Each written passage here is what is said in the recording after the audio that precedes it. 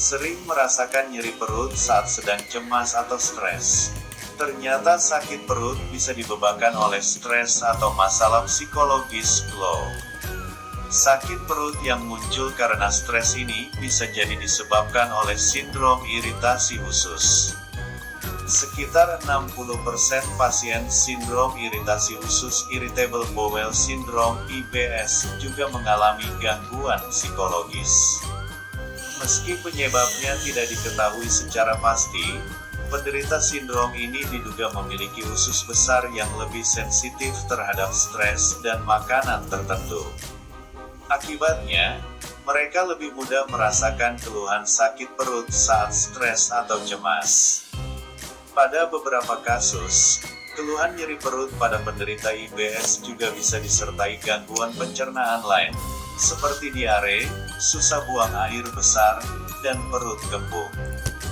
Pada kondisi lain, stres juga diketahui sebagai salah satu penyebab radang usus atau inflammatory bowel disease (IBD) kambuh. Oleh karena itu, untuk mencegah kekambuhan dan meringankan sakit perut yang muncul saat stres, penderita IBS perlu mengatasi stres dengan baik. Tiap orang punya cara sendiri untuk mengatasi stres, namun satu hal yang pasti, jangan menyimpan atau memendam stres terlalu lama. Stres berkepanjangan bukan hanya dapat berdampak pada munculnya masalah kejiwaan, tapi juga gejala fisik. Salah satunya adalah keluhan sakit perut yang hilang timbul dan sering kambuh. Stres juga sebaiknya tidak diatasi dengan cara yang negatif, seperti mengonsumsi alkohol atau menggunakan narkoba.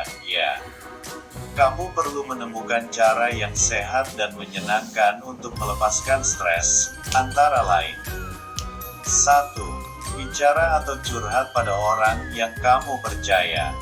2. Meluangkan waktu untuk mengerjakan hal kamu sukai.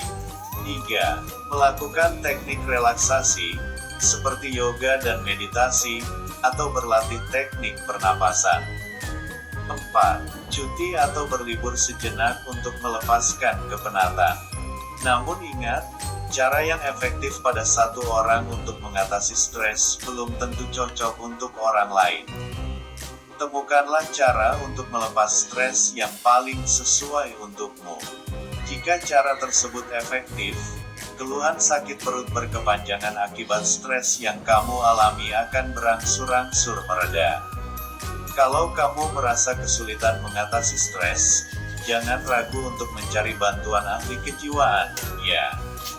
Keluhan ini bisa kamu konsultasikan ke psikolog atau psikiater.